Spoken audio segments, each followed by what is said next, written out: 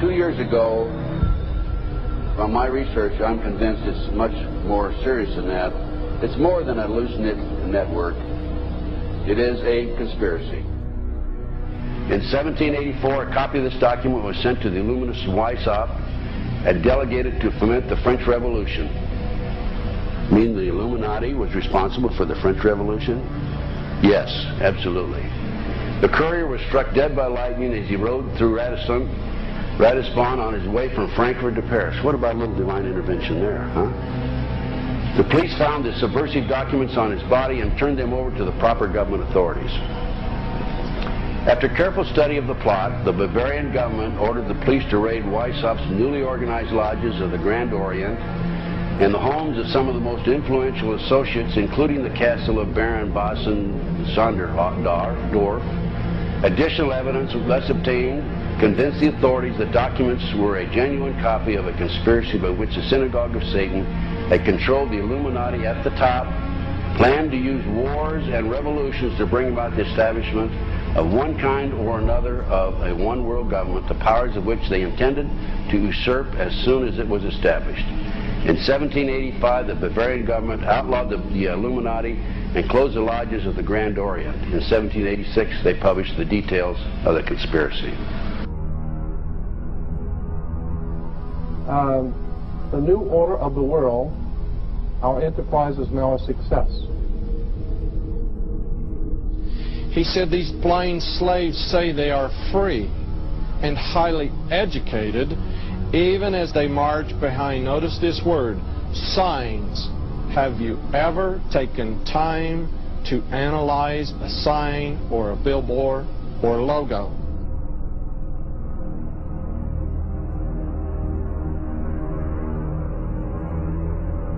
We'll start up here. In 1784, an act of God placed the Bavarian government in possession of evidence which proved the existence of the continuing Luciferian conspiracy. This explains the previous 9 pages, goes into it in detail. We don't have time to do it completely.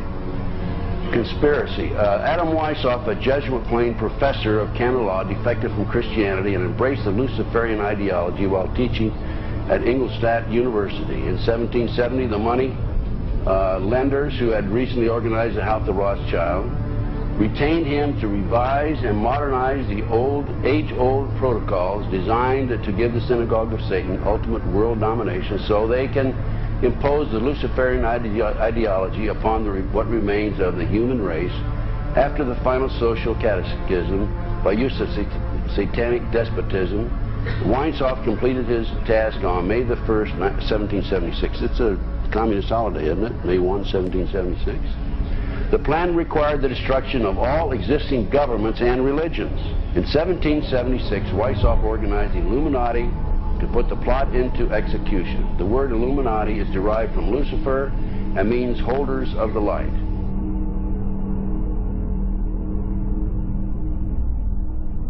Weishaupt's revised plan required his Illuminati to do the following things to help them accomplish their purpose. 1. Use monetary and sex bribery to obtain control of people already occupying positions in high places in the various levels of all governments and other fields of human endeavor. Once an influential person had fallen for the lies, deceits, and temptations of the Illuminati, they were to be held in bondage by application of political and other forms of blackmail and threats of financial ruin, public exposure, and physical harm, and even death to themselves and their loved ones.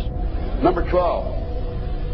Told those present that they must use their wealth to have candidates chosen to public office who would be obedient to their demands and would be used as pawns in the game by the men behind the scenes. The advisors will have been bred, reared, and trained from childhood to rule the affairs of the world. Number 13, control the press.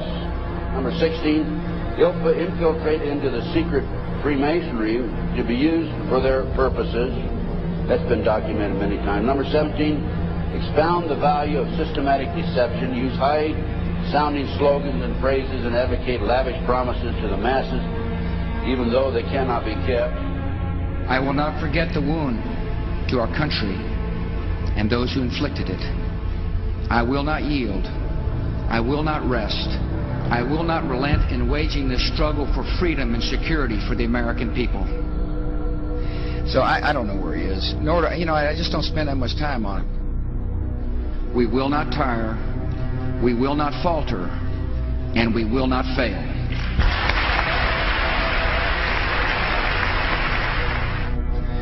Terror is bigger than one person. And I remember he was telling me how how you're gonna see soldiers looking in caves for people in Afghanistan and Pakistan and all these places, and there's going to be this war on terror, of which there's no real enemy. Who knows if he's hiding in some cave or not? We hadn't heard from him in a long time. Operation Northwoods, the plan called for innocent people to be shot on American streets. This is the Pentagon. For boats carrying refugees fleeing Cuba to be sunk on the high seas. For a wave of violent terrorism to be launched in Washington, D.C., Miami, and elsewhere. People would be framed for bombings they did not commit. Planes would be hijacked using phony evidence, all of which would be blamed on Castro to justify an invasion of Cuba 40 years ago. An aircraft at Elgin Air Force Base would be painted and numbered as an exact duplicate for a civil registered aircraft belonging to a CIA proprietary organization in the Miami area. At a designate time, the duplicate would be substituted for the actual civil aircraft and would be loaded with selected passengers, all boarded under carefully prepared aliases. The actual registered aircraft would be converted into a drone, remote controlled plane, their word for it. Takeoff times of the drone aircraft and the actual aircraft would be scheduled to allow a rendezvous south of Florida. I mean, he's been tested unlike any other president. This 9/11.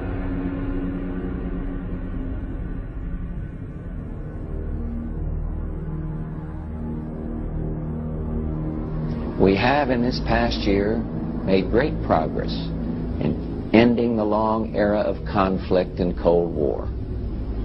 We have before us the opportunity to forge for ourselves and for future generations a new world order, a world where the rule of law, not the law of the jungle, governs the conduct of nations.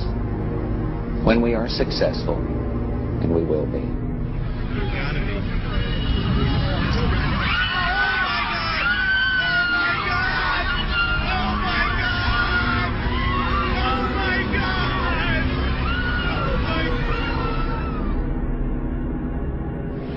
He argued that the use of any and all means to reach their final goal was justified on the grounds that the ruler who governed by the moral code was not a skilled politician because he left himself vulnerable and is in unsuitable position to his throne. He said those who wish to rule must have recourse to cunning and to make-believe because great national qualities like frankness and honesty are vices in politics.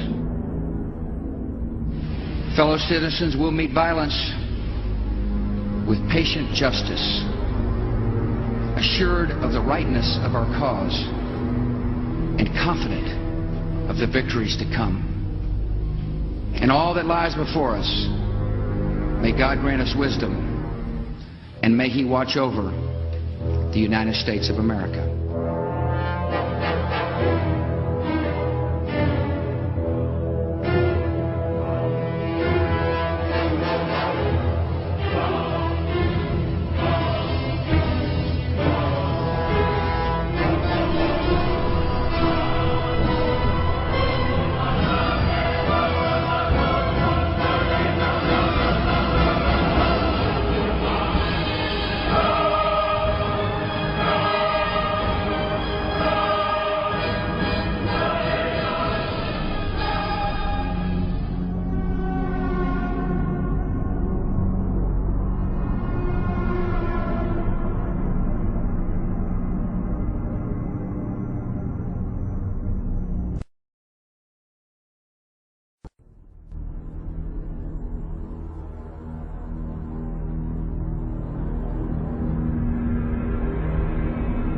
Union Banking Corporation was liquidated by the U.S. government, and Prescott Bush received $1.5 million for his holdings in his Nazi business, and that was the beginning of the Bush family fortune for all intents and purposes.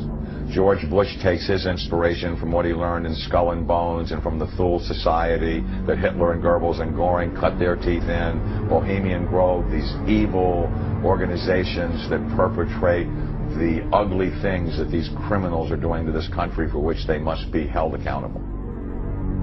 They are the most violent, dirtiest people on the face of the earth. Somewhere Americans are going to have to take their country back and start finding out who are these people. Who are these people we call our representatives, the Bushes. George Bush, the president, his father, went around the country talking about a new world order. The people who are running this country from behind the scenes do not care a thing about Americans or bloodshed anywhere.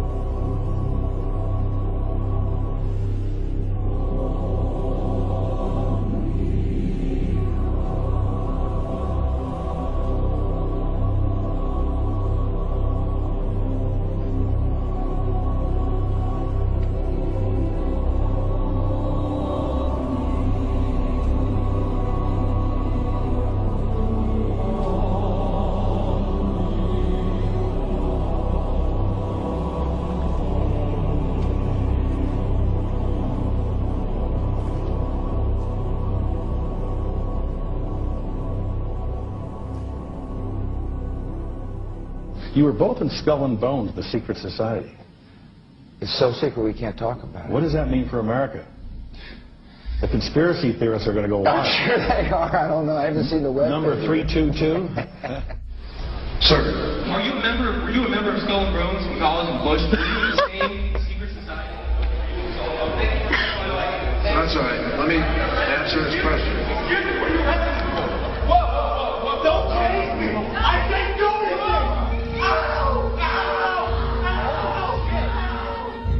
And what you're looking at here, staggeringly, is a group of people, some of the most famous people in America, in long gowns. Behind them there, you see a 40-foot stone owl. And there's the fire between them, next to the lake at Bohemian Grove. Now, one might wonder, understandably, why the people that run the banking, political, economic system and the media in America should be dressed in long robes doing a ceremony to a 40-foot stone owl. I think we should be told. No doubt you'll be hearing about all the differences between John Kerry and George W. Bush. But we've discovered they do have something in common. During their respective college days at Yale, they both belonged to a group called Skull and Bones. He's come pretty close. She was part of a team that successfully recorded part of the initiation ceremony that takes place in the tomb's courtyard.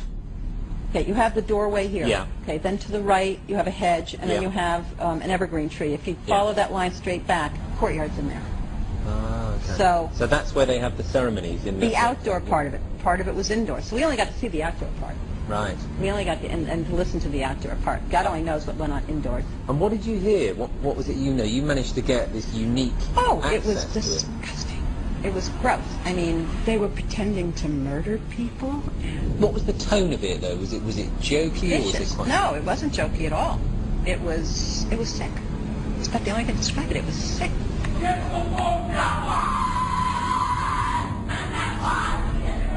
What you're hearing is the first recording ever made of the Skull and Bones initiation ceremony. It has never been broadcast before.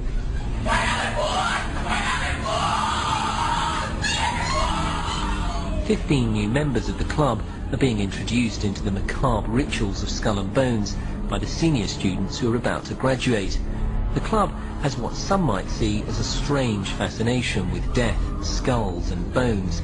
as the chants too, difficult to hear first of all, but including the devil equals death, death equals death.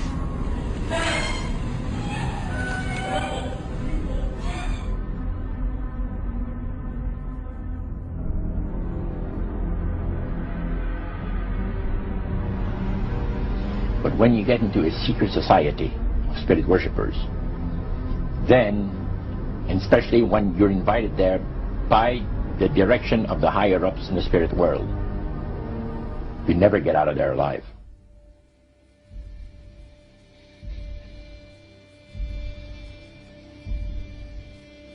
And he told us, he says, look, we worship spirits. We worship Lucifer and all his angels. They're just as beautiful as they did before they were cast out of heaven. He says there was a misunderstanding in the whole thing. He says among the inhabitants of the galaxies. And he says our master was misunderstood. And they always praise the great master, Satan, as a super intelligent being that he is, beautiful to behold. And if he ever appears to you, you won't be able to look upon him because it'll be too bright.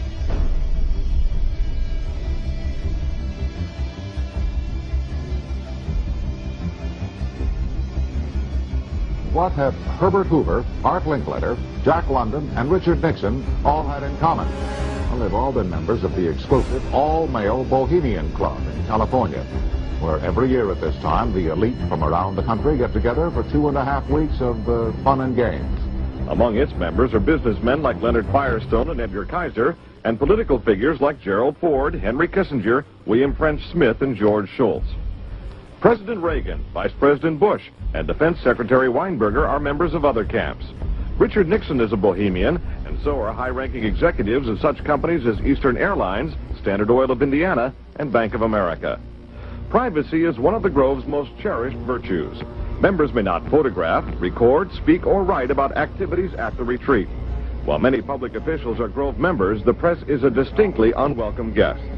We're from ABC News. Well, get back there. Get back there. Can we talk to somebody in the... Get back there.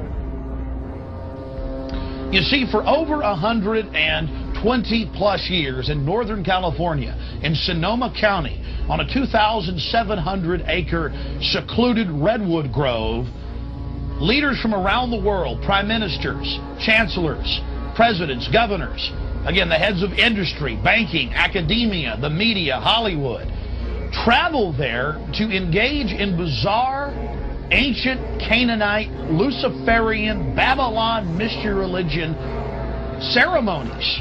We were inside 4 hours. That's only one day out of the 2 weeks that they meet there for the admitted Summer Fire Festival of the Bohemian Club.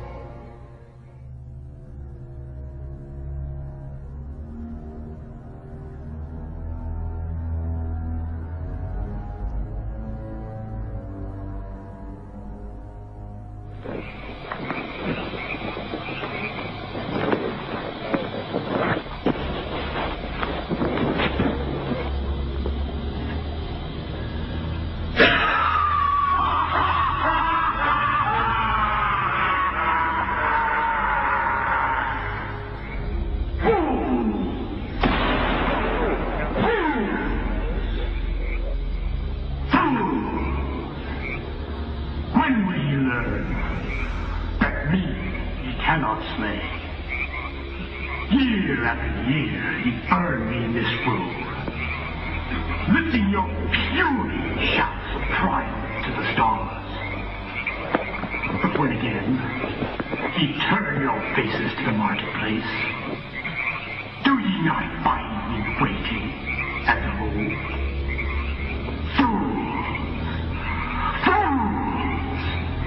Fools to dream ye conquer care. Thou mocking spirit, it is not all a dream. We know thou waitest for us, year after year, within this happy grove. Our fellowship bans thee for a space. Thy malevolence which would pursue us here has lost its power under these friendly trees. So shall we burn thee once again this night, and the flames that keep thine effigy, we shall read the sign. Midsummer sets us free. He shall burn me once again.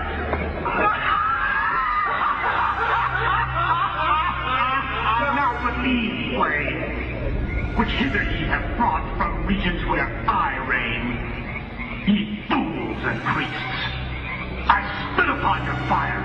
Hail, fellowship's eternal flame. Once again, midsummer sets us free.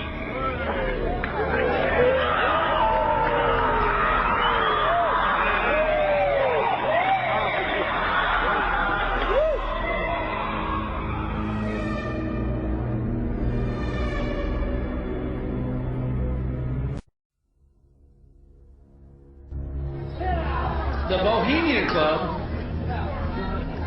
as you say, the Bohemian Club, that's where all those rich Republicans go up and stand naked against redwood trees, right? I've never been to the Bohemian Club, but you ought to go. It'd be good for you. Get some fresh air.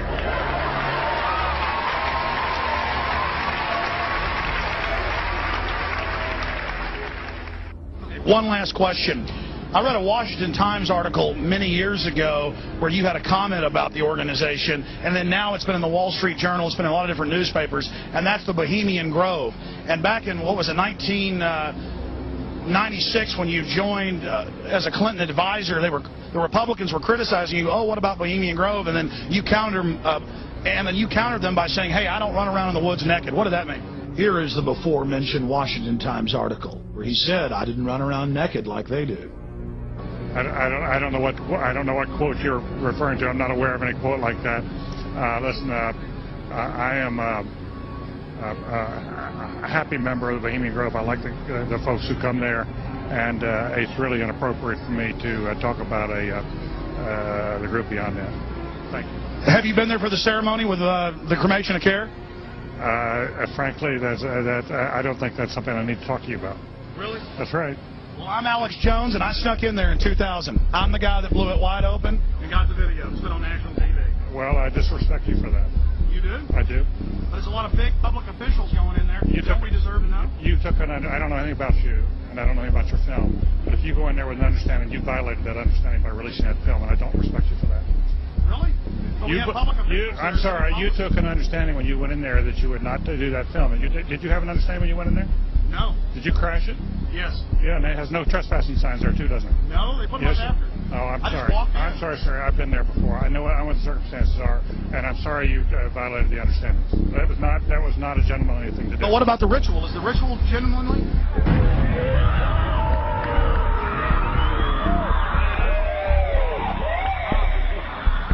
Sir, everything. I don't owe you this comment. This is what's called ambush journalism, and I disrespect you for that as well. So thank you and goodbye. The ritual? That's none of your damn business.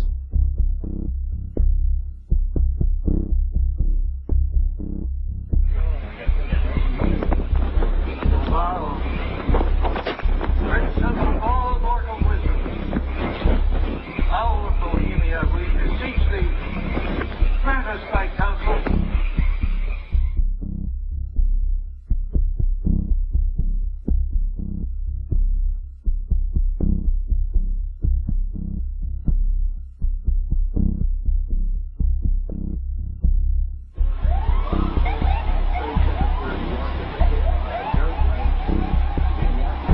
Oh my God! Oh my God! Oh my God!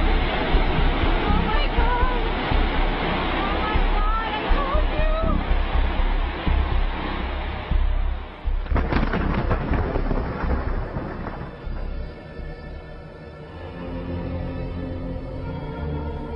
you! Today our nation saw evil, the very worst of human nature.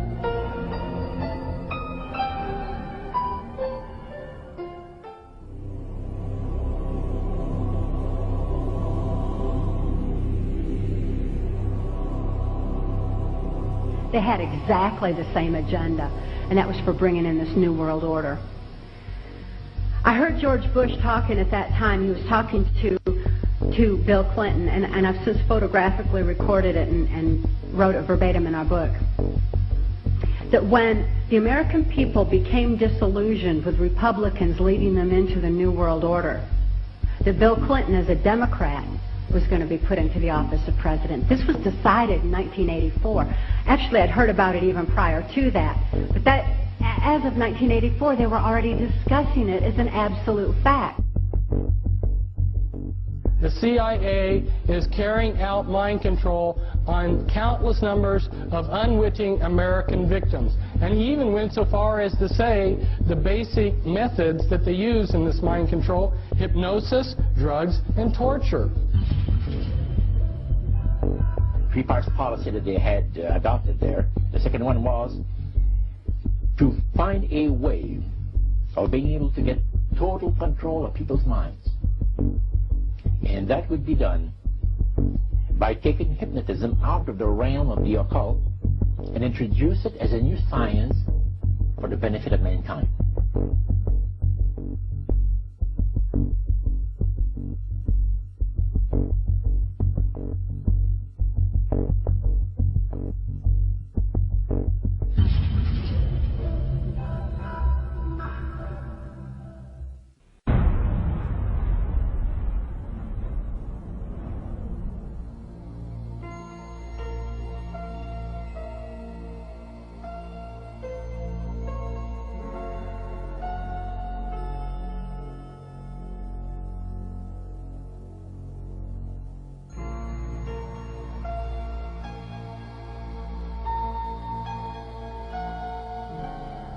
Reflecting a policy of genocide either against the Tibetan people themselves or against their culture.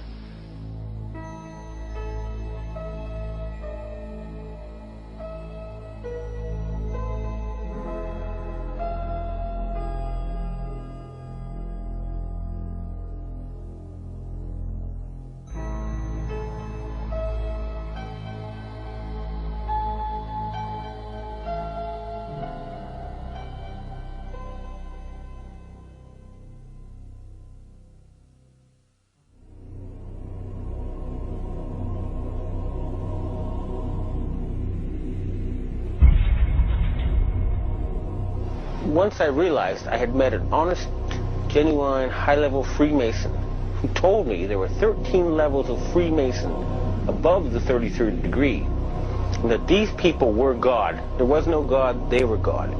So I asked them about their plans to kill people, and they said, yes, there are too many people on the planet. We need to get rid of several billion, and war doesn't seem to work, so we're going to use disease and starvation.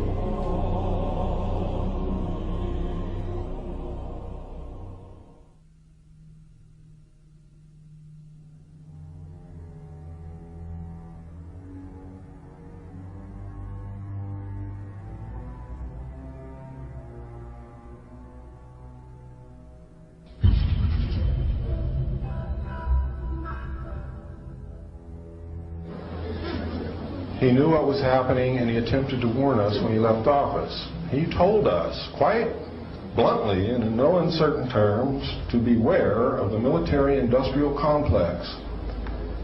And who is the military-industrial complex? It is the members of the Council on Foreign Relations, and since the inception of the Trilateral Commission as well.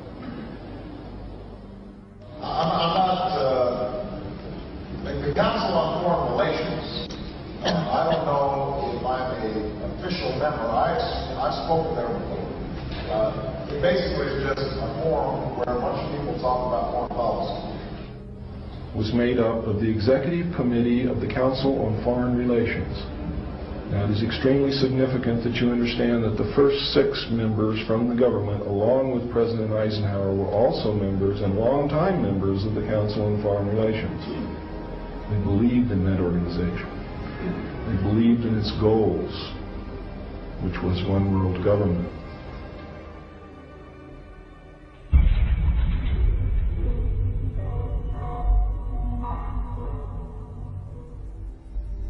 Number 15, create industrial depression and financial panic, unemployment, hunger, shortage of food, use this to control the masses or the mobs and use the mobs to wipe out all those who dare to stand in the way. Well, I'll tell you right now, every expert I've talked to is talking about food shortage. And it's coming, I'm convinced. What were they? Because I'd never seen anything like that. And his statement was that if he told me, I would be one of few people in Madison, Georgia that knew about them. And he says they're disposable coffins. They were stacked, he told me, 15 high.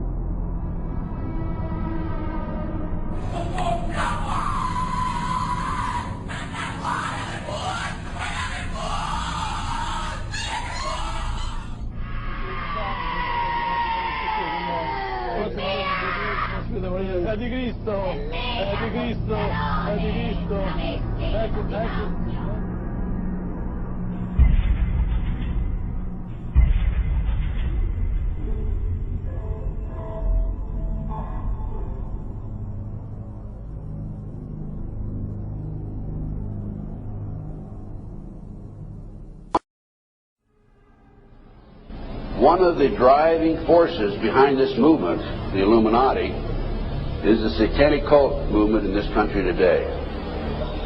So I began my little journey forward. And one of the matters that I developed information about was an individual I learned about was Aleister Crowley.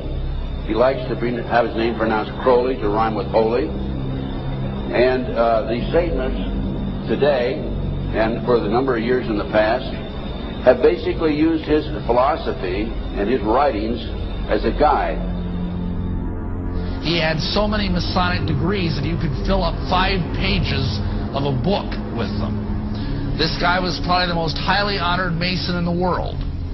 He styled himself the wickedest man in the world. He believed himself to be the great beast. And he changed his name to Aleister Crowley, so it would add up in both English, Hebrew, and Greek Kabbalah as 666. In 1904, Crowley had a communication with an extraterrestrial being named Iwas. And this being, through his wife, kind of a channeling type operation, brought forth a book that was called the Book of the Law in 1904. And this book declared that the slain and risen God, i.e. Jesus, had stepped off the throne, and that a new God, the crowned and conquering child, was taking his place. As a result of this, Crowley proclaimed the end of Christianity and the start of Crowleyanity. Crowley taught that the way you could live forever was by vampirizing little children sexually. And he personally bragged of having slaughtered 150 male children in 1 year. This is why he was called the wickedest man in the world. And now listen to this sentence, folks, closely. For the highest spiritual working, one must accordingly choose that victim which contains the greatest and purest force. A male child of perfect innocence and high intelligence is the most satisfactory and suitable system. We're talking about human sacrifices.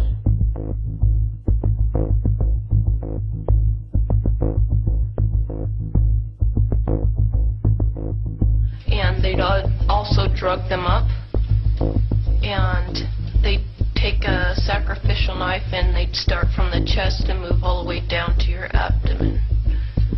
And then that's how they sacrificed, and they'd collect the blood and they'd drink it.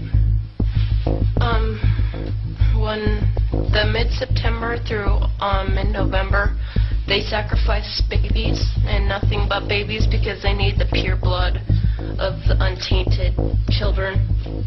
And I didn't understand what it was like. I can't believe I'm seeing this every year of my life. I've experienced that, and that was the hardest part for me. Is like hearing those babies literally scream and cry, and then seeing their blood flow. boy was taken to a basement. He was crucified alive. First he was skinned. Why is it that no one knows this? Because there's Satanists in the police force and also in the government, the army. They're everywhere. They're even on the council of the representatives of the United States also. And they're silenced because this is not being exposed because they don't want it to be exposed. Because they're really good at lying and hiding things. Rebecca, what happens to the people that want to come out of Satanism? They get killed. They get followed. They get taken. They get sacrificed in front of the congregation of the Satanic Church. Why? Because they know too much information about the Satanists and who their names and places of where they keep the people underground, and they just know too much information. It's like being in a gang or in a mafia. You don't get out alive without consequences.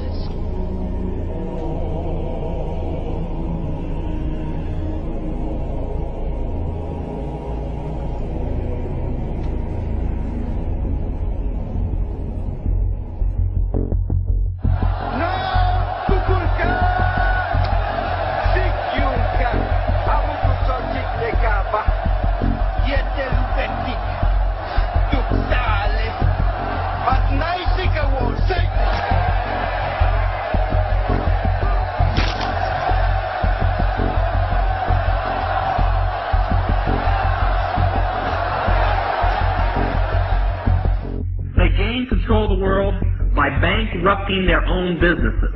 The Illuminati owns most, I would say 99 9/10 of the stores that you walk into and shop and the gas stations you go to. And they are going to destroy them on purpose. And the idea of taking over is to bankrupt the whole world where nothing is of any value and the currency does not exist anywhere, and then come back and solve all the problems.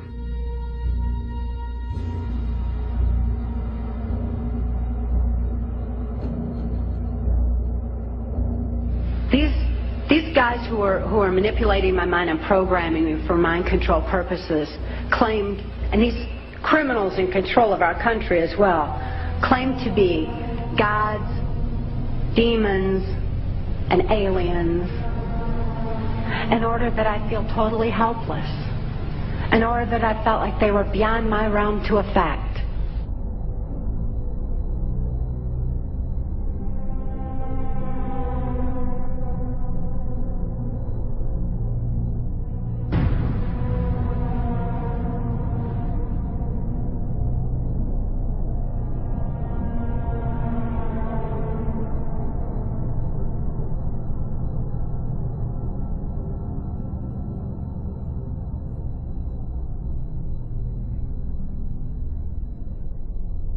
Why do they keep the aliens in a Faraday-shielded environment? Because they have a tendency to disappear right through walls. And if you can prevent the transmission of electromagnetic energy, you can stop them from doing it. Then the medium said, we have a very special surprise tonight for you people. A spirit will manifest itself openly here in a few minutes and right through the wall. Now the lights weren't terribly bright, but they were like living room lights. A couple of floor lamps, and maybe some of these. And that translucent being seemed to come right out of the wall. How did you feel right at that moment? It's almost like my heart stopped a little bit. You know, very weird feeling. It was a lady in a beautiful evening gown, swirling. And she said to Mary, my dear sister, you are so wonderful to have asked for me.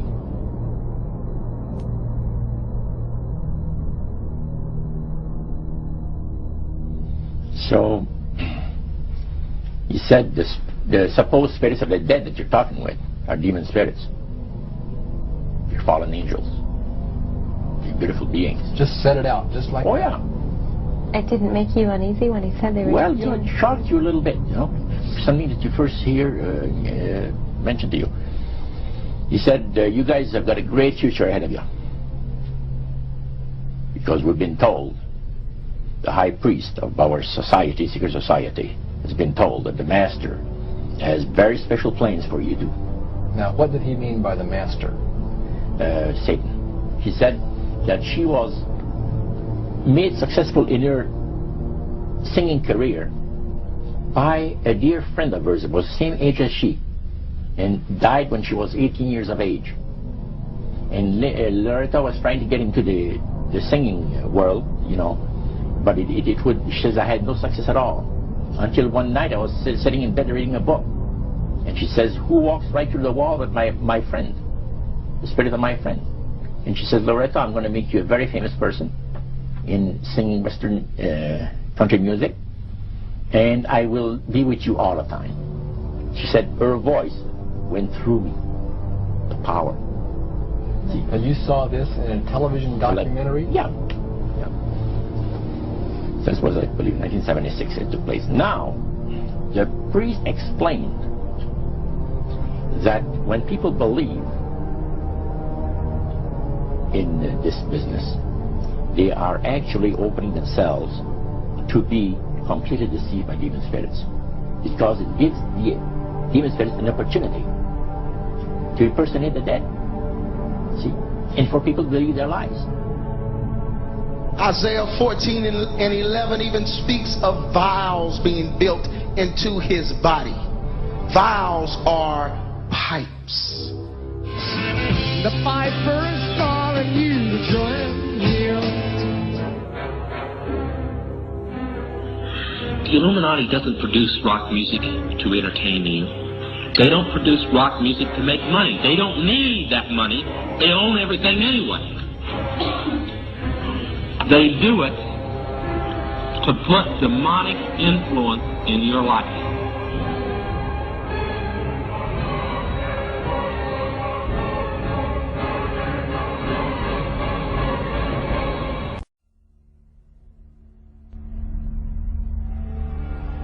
Prominent men, meeting in secret, who directed the course of civilization, are recorded in the writings of all people. The oldest is the Brotherhood of the Snake, also called the Brotherhood of the Dragon, and it still exists under many different names. The Brotherhood of the Snake is devoted to guarding the secrets of the ages and to the recognition of Lucifer as the one and only true God. If you do not believe in God, Lucifer, or Satan, you must understand that there are great masses of people who do. And their beliefs and actions based upon those beliefs will affect me. The important fact to remember is that the leaders of both the right and the left are a small, hard core of men who have been and still are Illuminists or members of the Brotherhood. They may have been or may be members of the Christian or Jewish religion, but that is only to further their own ends. They are and always have been Luciferian and internationalist. They give allegiance to no particular nation, although they have used, on occasion, nationalism to further their causes. Their only concern is to gain greater economic and political power. The ultimate objective of the leaders of both groups is identical. They are determined to win for themselves undisputed control of the wealth, natural resources, and manpower of the entire planet. They intend to turn the world into their conception of a Luciferian totalitarian socialist state. In the process, they will eliminate all Christians, Jews, and atheists. You have just learned one, but only one, of the great mystery. But now it had to change. Lucifer says, we have to make sure that people, humans, get to believe that Satan and his angels do not really exist.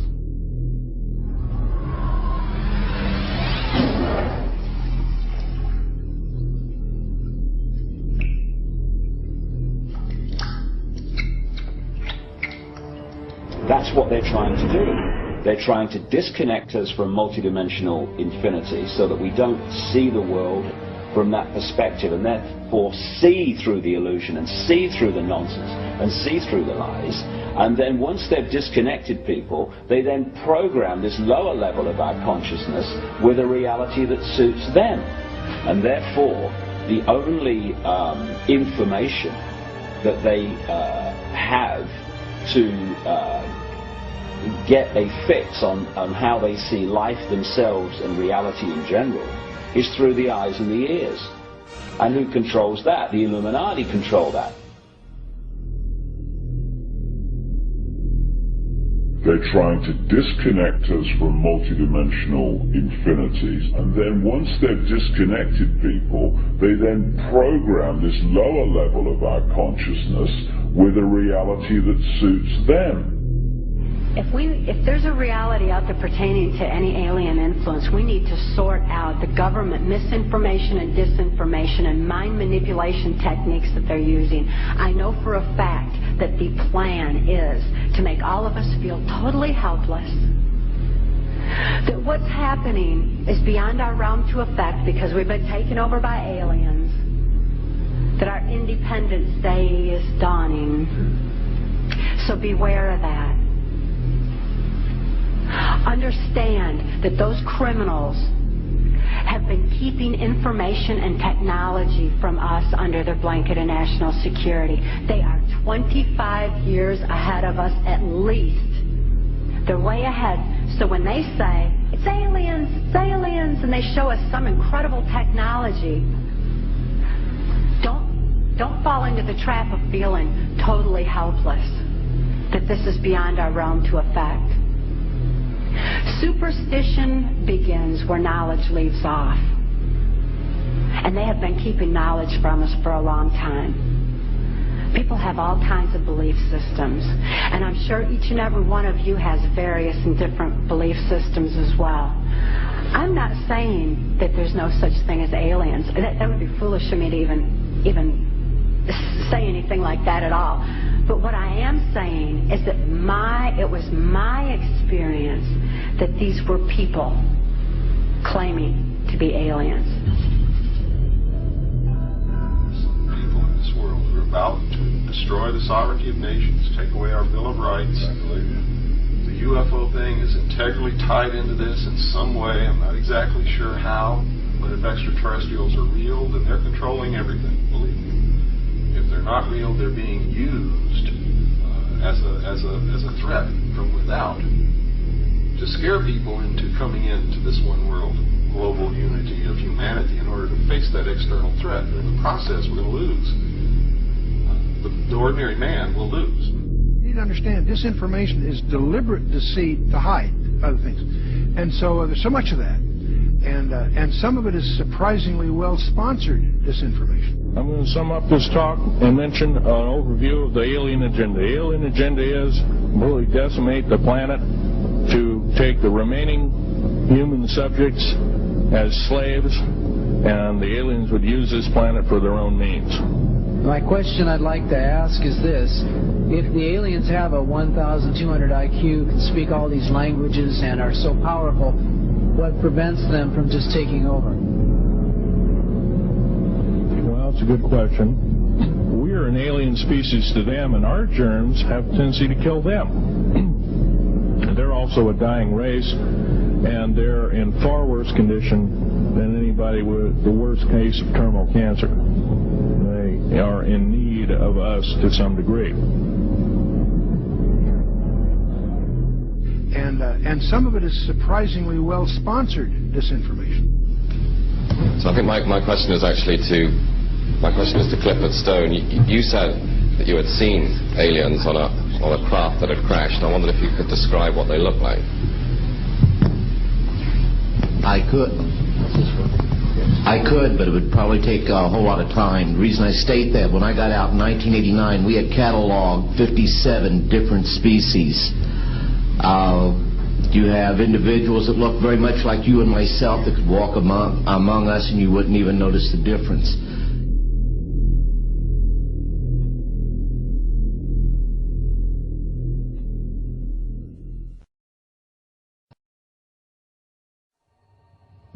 The situation is that you have various types of what we normally call grays. We didn't call them grays in the military, but you had at least 3 types of the grays.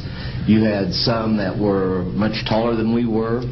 The unique thing that I'd like to point out for the most part is that the entities that we did catalog were in fact humanoid. Now this created a situation where the scientific community was trying to figure out why that would be the case, because you would expect that if life evolved on other planets, that they would take on some type of other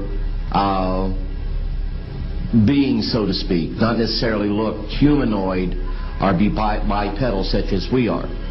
But apparently we got quite a few of the species out there that are humanoid in appearance, and that creates a question that yet has to be answered by science.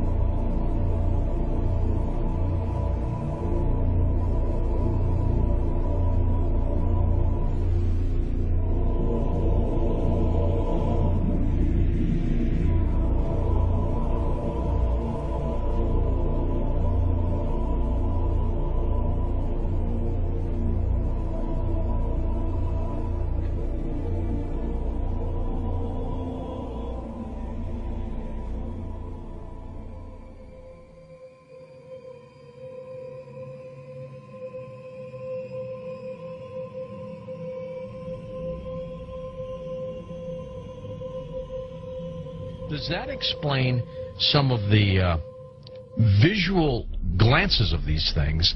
They seem to just simply disappear.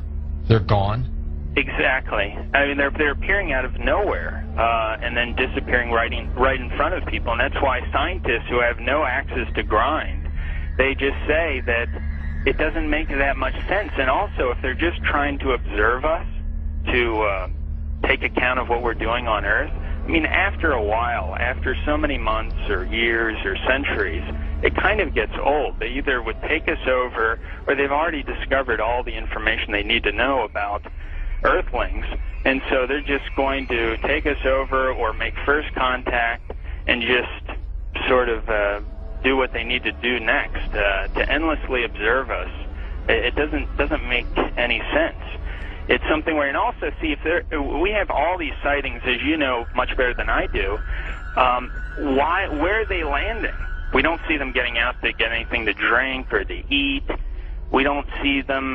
They've never tried to make contact with any large amount of people in a major city, and so this doesn't. And also all the endless medical procedures that the people who have claimed to have been abducted You know, why the endless medical procedures? I mean, if we're talking about such an advanced race of alien beings, they don't need to do that over and over and over again. Interesting perspective. Let's talk about some of the facts out there of evidence that may support your conclusion that the UFOs are spiritual phenomena, not physical, like so many other people also believe. What can we pinpoint again? Well, again, it's something where you cannot have a material or physical being penetrating the ground, penetrating the water, appearing in front of people, then disappearing instantly, and then also changing colors, sometimes only when they're accelerating, with every color in the spectrum has been recorded. Many UFOs coming and making one UFO breaking apart and then going into multiple UFOs. It doesn't make sense. And then not only just that, but to get into the fact of how far they're traveling and the speeds that they would have to travel, and just the other problems with cosmic dust and traveling at the speed of light, and then running into those bits of cosmic dust, the explosions that would be created, the amount of energy that would be consumed in traveling from these distances. Just all those kinds of things really scream out that you're dealing with a spiritual phenomenon, not a material or physical phenomenon. There does seem to be a deception here, because I've always wondered, you know, my gosh, if they're that benevolent, if they're that understanding of humankind, make yourself available.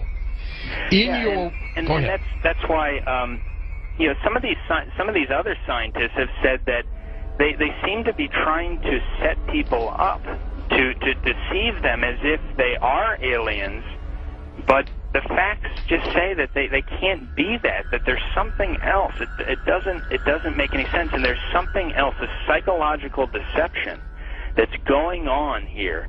And many of these scientists say, I don't know what it is, but we've concluded that it's got to be that. It's got to be something bigger is going on here than just them trying to show people that, yes, you know, here's a UFO that you're seeing now, we are aliens, that there's got to be something else going on here, on top of the fact that the characteristics of them show that they just cannot be some material or physical craft. Do you think humans are involved in the deception? I'm losing my voice here. I gotta pop it back. As far as I think there have been deliberate hoaxes that have been perpetrated. And, you know, it's an interesting statement. I mean, there are many that could be quoted. But Gordon Creighton, who I know you know of him, probably, who died in 2003, he made this statement in the British journal Flying Saucer Review. He said, quote, "There seems to be no evidence yet that any of these craft or beings originate from outer space."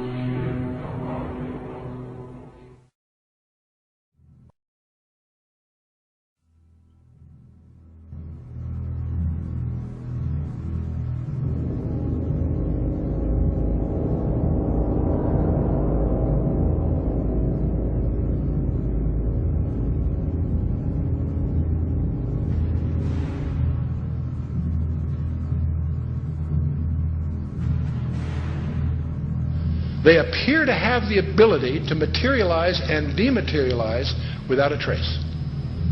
One of the great mysteries of the UFOs isn't seeing them, is trying to figure out where are they when you don't see them. Some people say, well, they're from another galaxy. Most physicists will debunk that for lots of reasons. They seem to pose that way, but for lots of, if they came, you know, if there are that many coming from another galaxy, you'd think you'd sense the traffic. We'll come to that with some more reasonable explanations, and you're going to discover the two top researchers in the last century, really, is Jacques Vallée, France, and J. Allen Hynek, the American. Now, J. Allen Hynek was head of astronomy at Cornell, and he set out to debunk this nonsense about UFOs, and he became one of the most ardent, competent, balanced researchers in the trade. J. Allen Hynek, he died a few years ago. Both of these respected researchers came to the conclusion that they're not intergalactic. For lots of physics, there are a lot of physics rebuttals to that conjecture. They both argued that these things are demonic. Their term. They've written many, many books. You can check them out. These are not religious people. They're not people with any kind of personal agenda. But they came to the conclusion that these things, on the one hand, and by the way, we take for granted that we strip away the nonsense and the hoaxes, set that aside. There's tens of thousands of files you have to wallow through. When you cut through all that, there's still a core group, a substantial core group of real events that need explanation. And so on the one hand, they exhibit physical properties on the one hand. On the other hand, they also violate all physical laws. And so the conclusion that both J. Allen Hynek and Jacques Vallée and others have come to is that they're hyperdimensional, that somehow they come from another dimension periodically.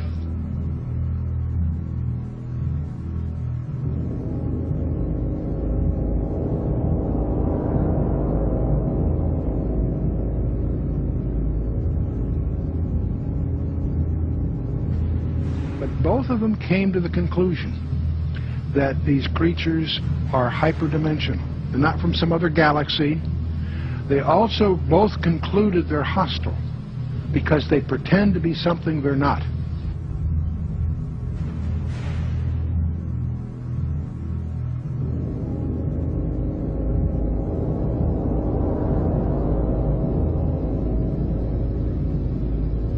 You guys getting the image? Franklin, we see a long line, a couple of star-like things, and a lot of things swimming in the foreground. Can you describe what you're seeing?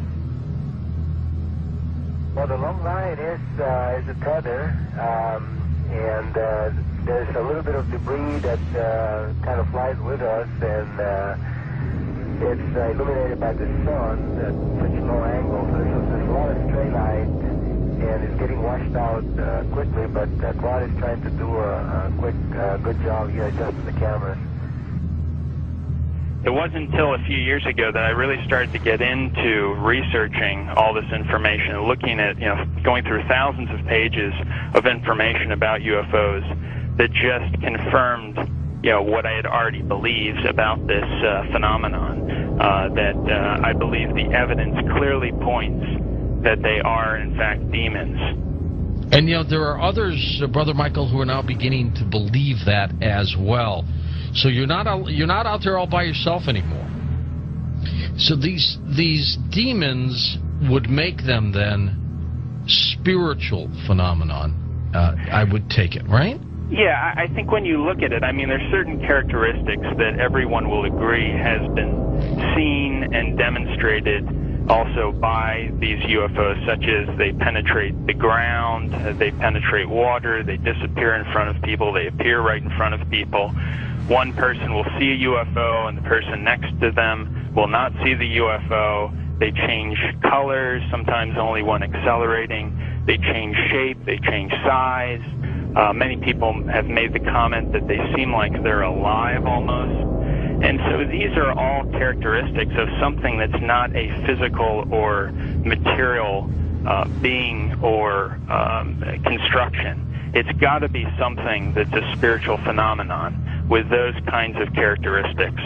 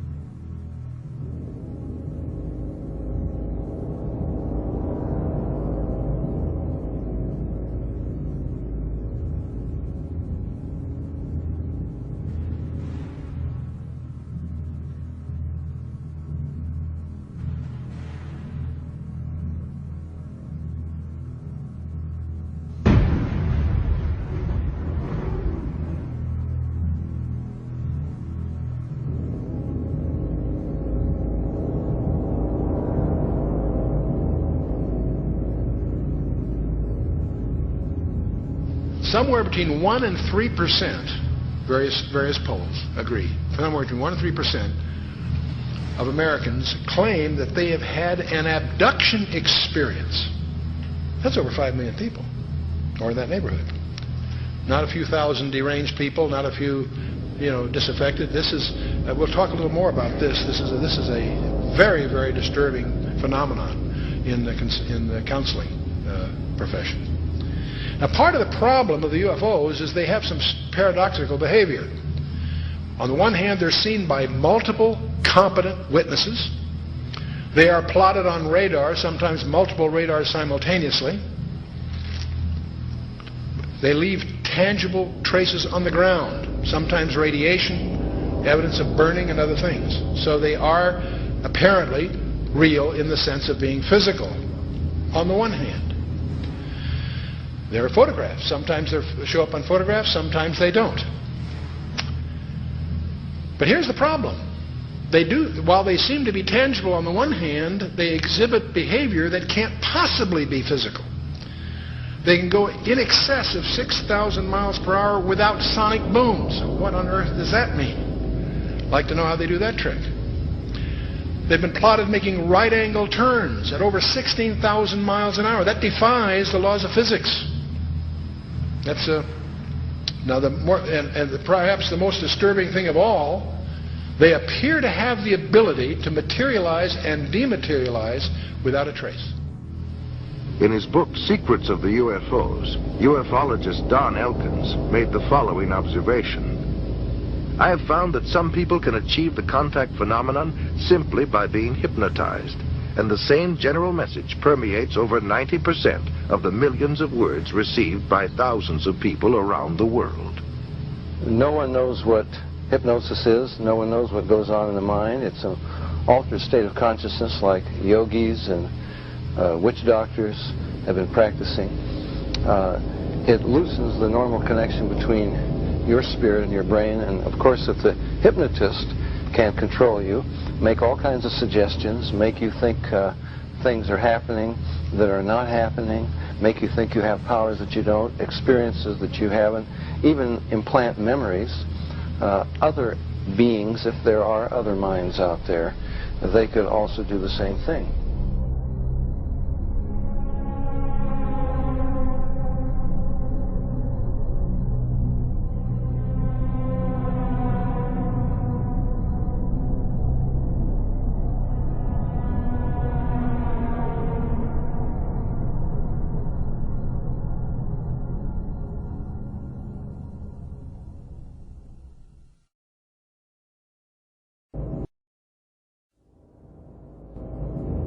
Interesting is that there was a huge satanic ritual that was performed on the very spot where Area 51 happened by this Jack Parsons, and in which they had this magical ceremony called Babylon Working, and it was designed by Aleister Crowley, who is a Satanist who called himself the B666. Yes. And the purpose of this series of magical ceremonies, which was performed on the spot of Area 51, where it's now located, was to unseal an interdimensional gateway, they said. And so this, they hoped, would allow other entities known as the, quote, old ones, access to our space-time continuum. And this witness said that he saw Jack Parsons rip a hole in space-time there, and he said that something evil flew in. And one other interesting point is that Aleister Crowley, who was a Satanist, who called himself the B666, as I just mentioned, he claimed to have contact with some kind of alien named Lamb. And this Lamb, he drew a picture of this alien that he was in contact, receiving messages from this being. And the picture that he drew of this alien, it's a striking resemblance to the common gray ET drawing.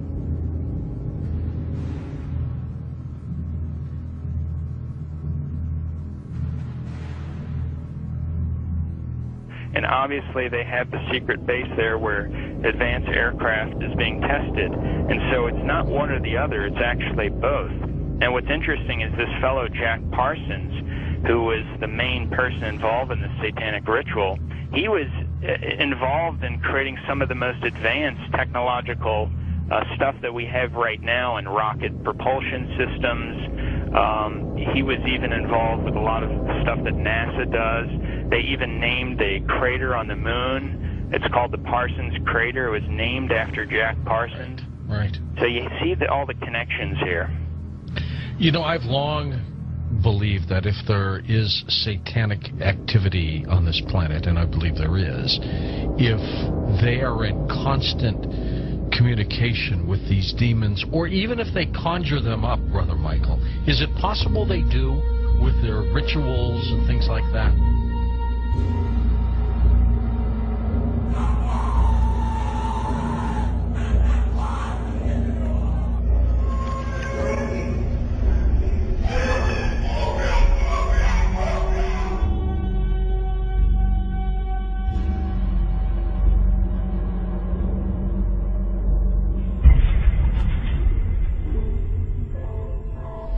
The chief advisor to Queen Elizabeth I, Sir John Dee, he was a Kabbalistic black magician.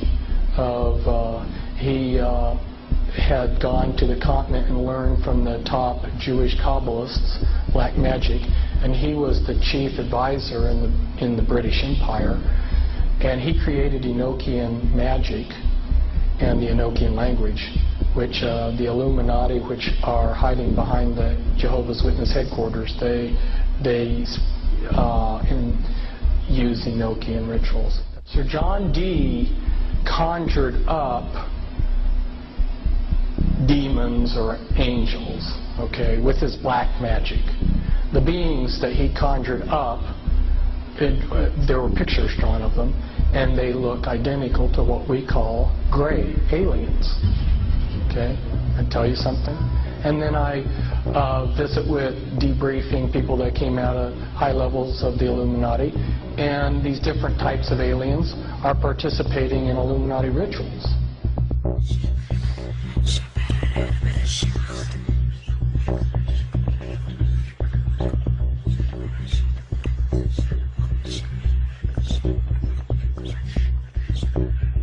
Oh man, I don't know where to start. They're gonna they'll triangulate on this position really, really soon. You can't spend a lot of time on the phone, so give us something quick. Okay, okay, what we're thinking of as aliens are they're extra dimensional beings that an earlier precursor of the space program made contact with. They are not what they claim to be. They have infiltrated a lot of aspects of the military establishment, particularly the Area 51. The disasters that are coming, the military, I'm sorry, the government knows about them, and there's a lot of safe areas in this world that they could begin moving the population to now aren't. But they're not doing anything. They are not. They want the major population centers wiped out so that the few that are left will be more easily controllable. Discharge.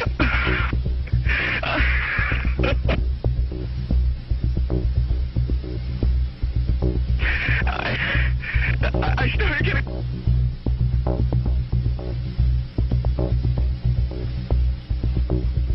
In some way, something knocked us off the air, and we're on a backup system now. It's the government, or... I don't know. It has to be something, though. Well, did you hear... Now, you tell me, because you were listening. That was awful strange. There was a really weird guy on the air when it went off? Yeah. Hello? You didn't disconnect me before, did you? Were you on earlier tonight?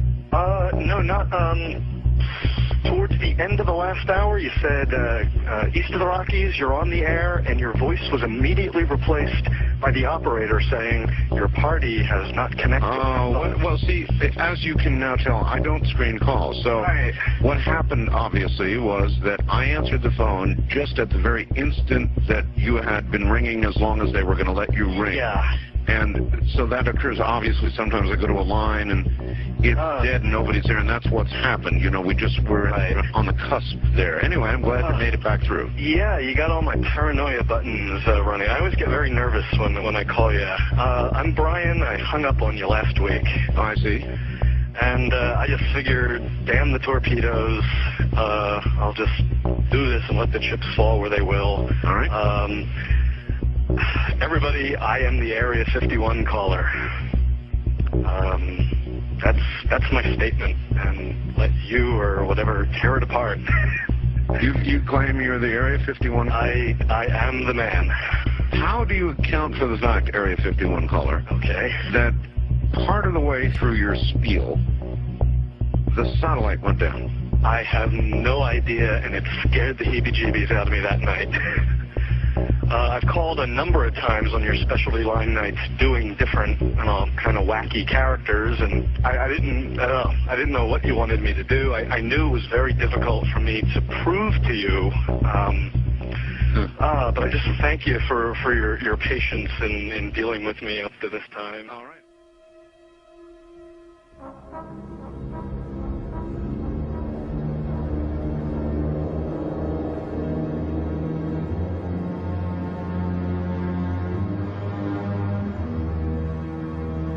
Perhaps we need some outside universal threat. I occasionally think how quickly our differences worldwide would vanish if we were facing an alien threat from outside this world. And yet, I ask you, is not an alien force already among us? What could be more alien to the universal aspirations of our peoples than war?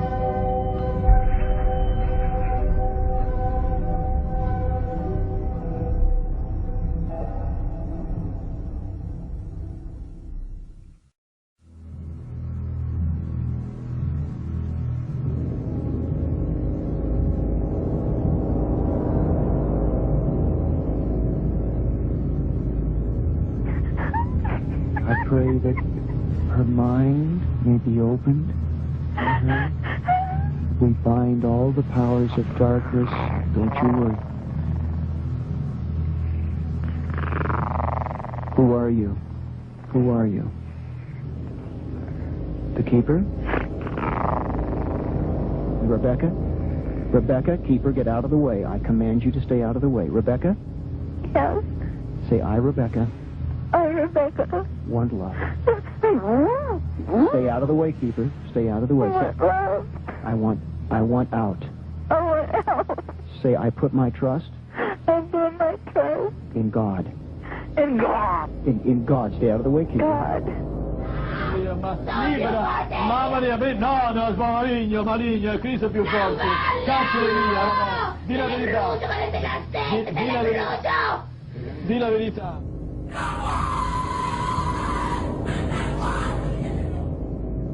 So what they're doing in effect is using the secret society network they've set up to manipulate these bodies into power.